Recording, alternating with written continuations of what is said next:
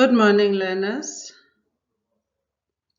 I hope that you are all well, and I hope that what I am going to teach you today will be very helpful and it will improve your writing skills in English, your letter. Okay, so in the last work that I sent you a letter whereby you had to write to the head teacher asking him or her for library books for your class. Okay, so this is an outline on how you are supposed to go about.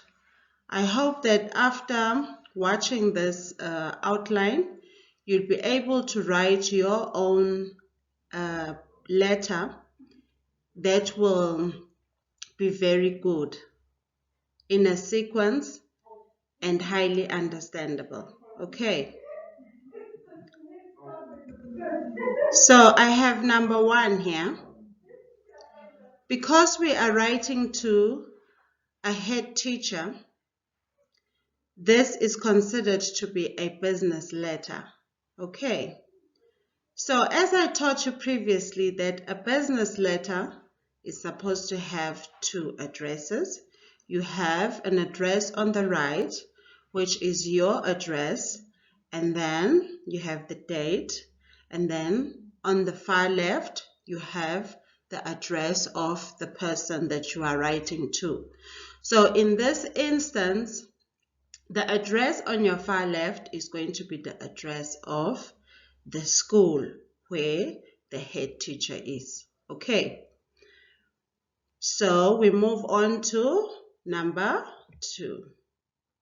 Now, before you write your second address, which is the address of the school, you have to write the principal or the head teacher. Okay, and then you write the second address on your far left. Moving on, we move on to the salutation, which will be dear sir or madam. But in this instance, you know that the head teacher of Little Academy Primary School is Mrs. Miller, so you will refer to her as dear madam. Okay. Then number 4, we write our topic. As we discussed prior, that the topic has to be brief and it has to be short, but it has to relate to the demand of the question. In this case, you are writing a letter to the head teacher asking her for library books for your class. So this is an example of my topic, a request for library books. But you don't have to say for the grade 6 class, okay? Because it has to be short and brief. Moving on, number 5, we write the introduction. In your introduction, that is where you state the purpose of writing the letter.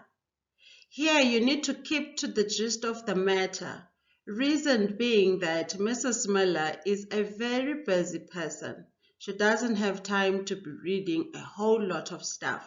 So you get to the point on why you are writing the letter. And at this point, you do not have to ask Mrs. Miller, oh, how are you? How have you been? It's been a long time. No, you do not do that. But you get to the gist of the matter. That I am writing this letter to ask you for library books for my grade 6 class. Be specific. Okay. Then we move on to the body. In the body, we are going to elaborate on what you have noted in your class about the lack of library books.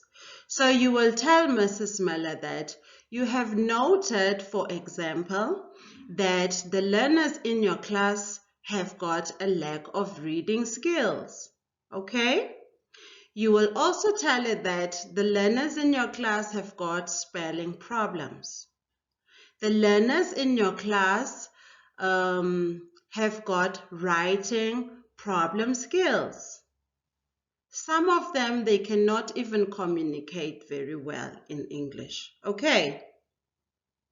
Then, on the same note, because we want to elaborate on how these library books are going to be helpful for your class. So you elaborate by saying that you see that if the library books are provided for the grade 6 class, the students or the learners will definitely improve in their reading skills, in their understanding skills, in their spelling skills, in their communication skills. You understand? So you are keeping to the gist of the matter. You are not going to write about things that are out of the topic. Okay. Then moving on to your conclusion. In your conclusion there, you are going to inform the principal or the head teacher about how you will feel if your request is successful. Okay? So you will tell Mrs. Miller that I will be very pleased if my request for library books will be successful. Okay? So you are concluding on what? You are concluding on the topic. And you are straight to the point. And then lastly, you are going to end your letter. How do we end our letter? Because it is a business letter. You are going to write yours faithfully or yours sincerely. Okay? Followed by your initials or your signature. Followed by what? Your full name. Okay? Is that clear?